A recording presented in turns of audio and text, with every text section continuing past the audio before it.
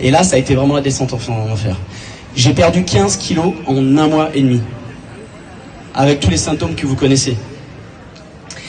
Donc je vais arrêter là et je vous remercie tous les médecins qui se font punir, eux, par le Conseil d'ordre des médecins. Et ça, c'est une honte. C'est un scandale. Et Buzyn, là, elle est où, là, Buzyn, là?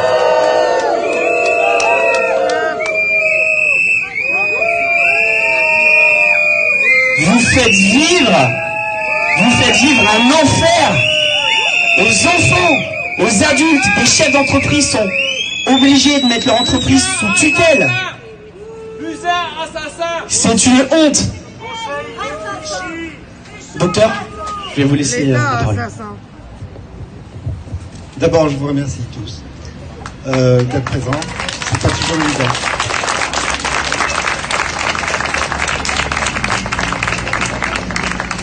Alors, je ne sais pas par où commencer parce que c'est un sujet compliqué, complexe, épineux, qui génère des passions. Ma perception de la maladie de Lyme dans sa forme chronique, en tout cas, c'est avant tout une perception d'immunologie.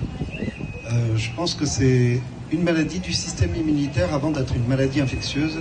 Et je pense que le malentendu vient de ce que l'on perçoit l'agent infectieux comme étant l'agent exclusif de cette pathologie, alors qu'en fait, on est dans un problème et une problématique inflammatoire chronique avec une forme d'immunodépression.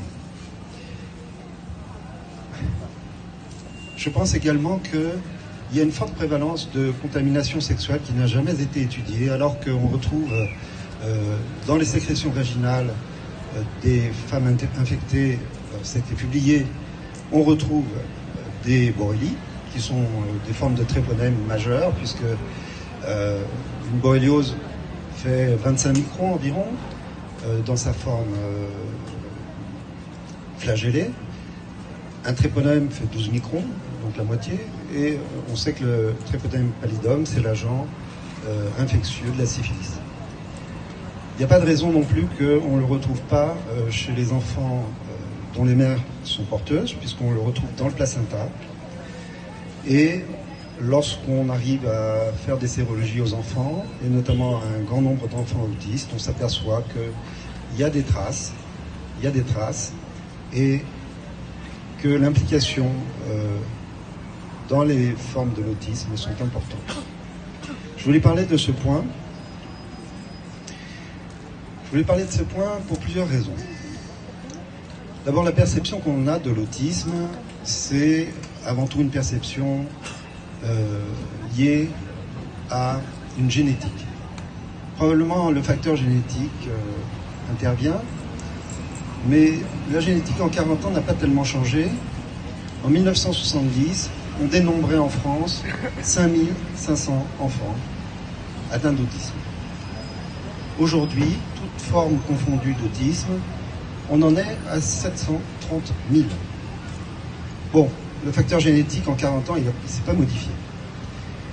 Les conditions de gestation sont plus surveillées aujourd'hui, l'alimentation est meilleure qu'en 70, les facteurs environnementaux sont probablement beaux, mais on peut quand même attribuer ça à une forte prévalence de contamination par un agent infectieux. Ça représente un marché. Ça représente un marché parce que l'autisme en France, c'est une dépense pour la nation, entre les dépenses des familles et les dépenses de l'État, qui avoisinent aujourd'hui les 23 milliards d'euros et qui augmente de 10% par an. Certains psychiatres responsables de centres d'enfants autistes pleurent à corps et à cri pour avoir des aidants. Des aidants qui n'aident pas beaucoup parce qu'on n'offre jamais la possibilité thérapeutique éventuelle de s'occuper du facteur infectieux. Donc on les aide, mais on ne sait pas trop à quoi. Peut-être qu'on les aide à la survie, mais faire des tentatives d'apprentissage à des enfants dont le cerveau est perturbé, éteint par des inflammations chroniques, c'est quelque chose d'extrêmement difficile. Et c'est une épreuve pour toutes les familles. Il se trouve qu'un certain nombre de médecins ont pris en charge ces enfants sous l'angle des pathologies infectieuses chroniques et des pathologies infectieuses dites froides. Et un grand nombre d'enfants ont été guéris, améliorés. C'est une piste qu'on devrait explorer. D'autre part, il faut savoir que lorsqu'un psychiatre prend en charge ses enfants dans des centres, même s'il ne les voit pas, il touche 200 € par mois pour en avoir la responsabilité. Avoir plus. Donc ça reste un marché pour un certain nombre de personnes. Je voulais également parler de l'Alzheimer. Il y a un certain nombre de travaux qui évoquent les pistes infectieuses de l'Alzheimer. Il faut savoir qu'aujourd'hui en France, on a 900 000 personnes qui souffrent d'Alzheimer. Les études du professeur Miklosi, qui ont démarré en 2007, ou qui ont été publiées initialement en 2007, confirmées en 2011, reconfirmées en 2017, qui sont aussi des études d'anatomopathologie sur des cerveaux de patients décédés souffrant d'Alzheimer, avaient caractérisé à 90% la présence de borréliose dans le cerveau, et non pas sous la forme de pathogènes infectieux qui vous grignotent quoi que ce soit, mais comme générateur d'inflammation chronique. Donc on est beaucoup plus avec une génération d'inflammation chronique qu'avec un pathogène de nature infectieuse, qui de toute façon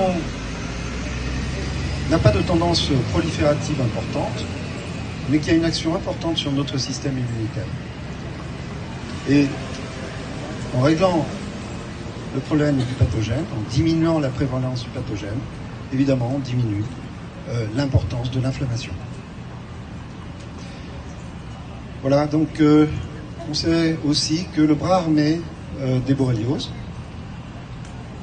c'est un type de lymphocyte un peu particulier qui s'appelle le lymphocyte Th17, et que ce Th17 a un rôle important dans la genèse de toutes les maladies auto-immunes. Et donc, évidemment, le lien entre borréliose et maladies auto-immunes a souvent été mis en exergue dans des publications de rhumato, dans des publications de neuro. Il y a une étude de 1988 qui avait été publiée sur la sclérose en plaques, qui montrait qu'il y avait une prévalence de 36% de patients atteints de sclérose en plaques qui effectivement souffraient de borréliose sous-jacente. Pourquoi laisser la main aux infectiologues? On nous tient un discours qui est un discours assez curieux. On parle d'infection. Il n'y a ni abcès, ni collection liquidienne, ni fièvre. S'agit-il réellement d'une infection? Il s'agit plutôt d'un pathogène qui vit à nos dépens, au cœur de nos cellules, qui est incapable de générer ces structures membranaires enzymatiques et l'utilisation des acides aminés, qui va parasiter nos fonctions cellulaires, également interagir avec nos mitochondries, donc avec les sources d'énergie de la cellule, et à l'échelle d'un être humain, ça a un rôle important au niveau cérébral, au niveau musculaire, avec des conséquences lourdes. C'est un pathogène qui se réplique assez peu, excepté dans certaines conditions. Et lorsqu'on nous parle d'utilisation de doxycline en première intention, voire même dans les formes chroniques, ça semble assez curieux. Les études ont montré que la doxycline ne pénétrait pas dans le cerveau, ne pénétrait pas dans les articulations, et donc on est dans un cas de figure où on va donner un médicament qui ne sert à rien. Les monothérapies ont fait la preuve de leur échec, et il y a un grand nombre de publications sur cette thématique, et je l'ai expérimenté comme d'autres médecins l'ont expérimenté. Il me semble que le PNDS qui est proposé est un véritable trompe-l'œil. D'abord, qui va désigner les médecins qui osent s'occuper de certains patients, qui va les désigner aux foudres des infectiologues, des chefs de service, des agrégés, des internes, et qui finalement va nuire à la prise en charge des patients. Les usages d'antibiothérapie sur de courtes durées ont fait la preuve aussi de leurs échecs. Je pense qu'aucun d'entre vous qui est présent aujourd'hui n'a réellement tiré de bénéfice d'une antibiothérapie de 28 jours et surtout d'une mono-antibiothérapie. Aujourd'hui, on a un certain nombre de médicaments qui sont sur le marché. Ces médicaments, ils ne sont pas de nature innovante. Lorsqu'on a une culture de borréliose, il faut savoir que les borrélies sont très difficiles à cultiver. Dans le monde, il y a moins de 10 équipes qui savent cultiver des borrélioses. Ça se cultive sur du sang de lapin, en suspension. Et les expérimentations qui ont été réalisées montraient que pour détruire les différentes formes présentes dans ces cultures de borréliose, la trithérapie s'imposait. La médecine reste une science expérimentale. On ne peut pas faire fi de l'expérience. Lorsque ça marche dans une boîte de pétri, ou dans une suspension, ça peut être une possibilité de marcher chez un être humain. Mais lorsque ça ne marche pas dans une boîte de pétri, on est sûr que ça ne marchera pas chez un être humain. Donc les photos sont prises, je les ai vues, il y a des colorations qui ont été faites par immunofluorescence. Alors, les solutions thérapeutiques qui sont proposées relèvent de l'absurde. Et pour moi, de façon triviale, j'appellerais ça un enfumage. Un certain nombre de médecins ont adhéré, croyant bien faire, à l'idée de ce nouveau PMDS. Non seulement ils s'autodésignent comme étant les victimes d'un système, puisqu'ils le seront, immanquablement, mais aussi, eux-mêmes vont jouer le rôle de l'entrave à une thérapeutique bien conduite. Donc, je suis absolument outré par la nature de ce PMDS. Il faut savoir qu'on nous parle essentiellement d'éthique. J'ai un petit rappel qui ne va pas être très gentil, qui ne va peut-être pas faire l'unanimité. Le professeur Perron, qui est un éminent infectiologue, très en faveur des vaccinations multiples et des préventions, nous parle beaucoup d'éthique. Il était à l'origine de cette fédération française des maladies vectorielles à tiques. On nous rabâche l'éthique par-ci et l'éthique par-là. Et bientôt, on va nous dire, finalement, vous êtes sportif, faites-vous une prévention. La société Valrhena, qui a travaillé sur un nouveau vaccin contre la maladie de Lyme, va la mettre sur le marché. Ils ont dépensé 35 millions d'euros. Ils estiment que leur bénéfice annuel sera de 850 millions d'euros par an. Je vous rappelle que le professeur Perron était aux manettes lorsqu'on a eu le scandale de la grippe H1N1. Et il était le conseiller de Roselyne Bachelot dans cette curieuse épidémie qui n'en fut pas une réellement.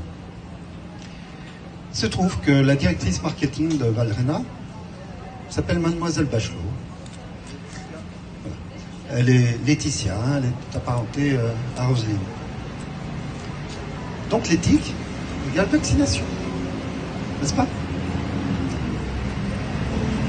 Ce produit de Valrhena, c'est un remake, amélioré probablement, d'un vaccin Glaxo, qui avait été retiré du marché en 2000, après avoir généré un grand nombre de maladies auto-immunes et des exacerbations de poussée de Lyme chronique chez des patients qui étaient porteurs de ce pathogène, qui le savaient ou qui l'ignoraient.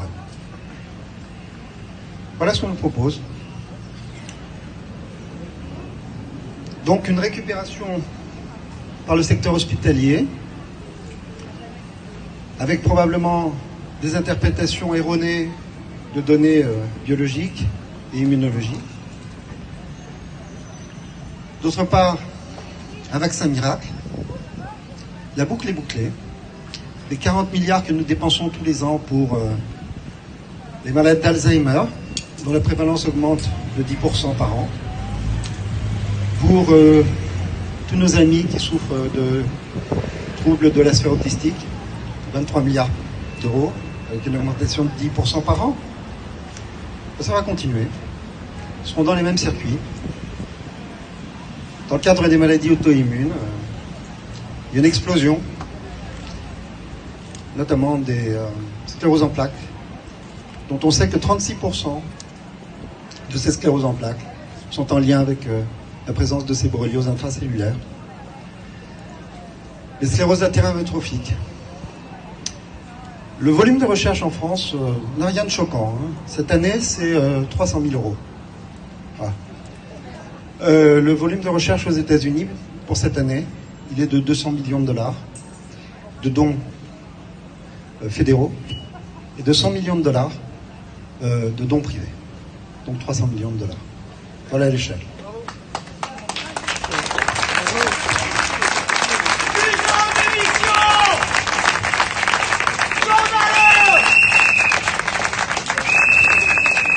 Oui, je voulais parler des biothérapies, les anti-TNF. Je pense qu'un certain nombre d'entre vous ont pu bénéficier d'anti-TNF. Bon. L'accent est toujours mis sur diminuer l'inflammation, sans en chercher la cause et sans traiter les causes. On a le feu au moteur et on met le frein. Ben, il y a un moment où le feu est tellement important qu'il y a un échappement. Les anti-TNF ont vu leur part de marché croître de façon assez importante. Il y a une dizaine d'années, le volume de dépenses en France était de l'ordre de 10 millions d'euros. Aujourd'hui, ce volume de dépenses est voisin de 6 milliards et on pense passer à 8 milliards l'année qui vient. Voilà, pour tous ceux qui souffrent de maladies auto-immunes. Alors qu'on connaît l'implication extrêmement importante de ces pathogènes ou d'infections chroniques froides, et en particulier des borrélioses, qui sont la Rolls-Royce de ces pathogènes, dans la genèse de ces maladies auto-immunes. Les traitements sont relativement simples, sont souvent prolongés, sont souvent multiples, ils ont l'air lourds, ils ne le sont pas.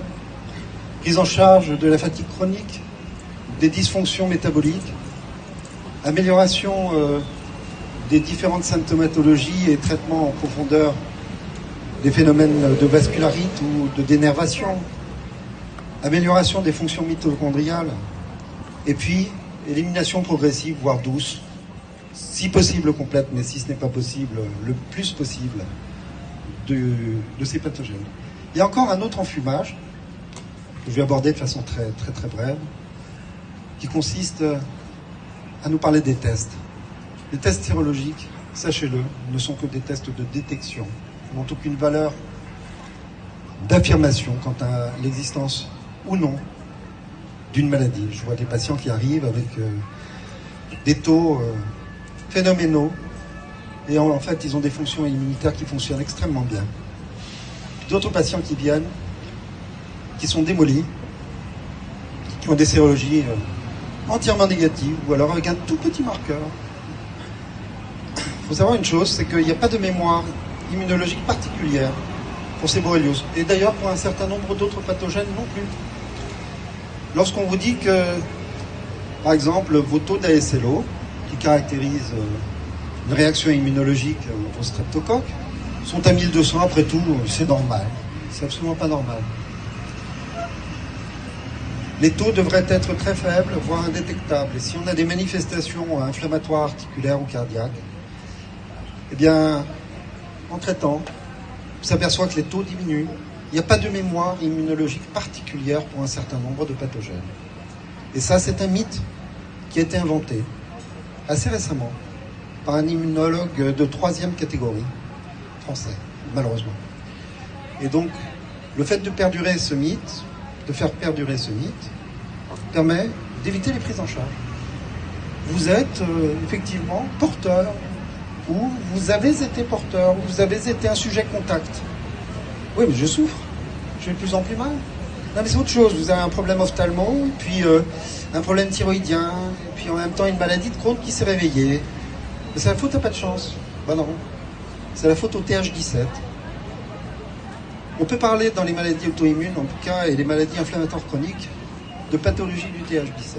Les TH17oses.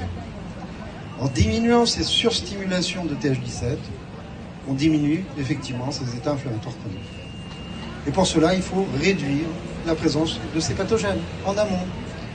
Je ne vais pas vous faire un cours d'immuno, mais ce sont des maladies à caractère immunitaire. Voilà. Je vous embrasse tous. Bravo. Merci beaucoup, docteur. Je ne sais pas si tout le monde se rend compte du risque que prend le docteur en disant tout ce qu'il vient de dire, même si ce sont des vérités. Voilà, le docteur, il n'est pas derrière à l'abri de représailles.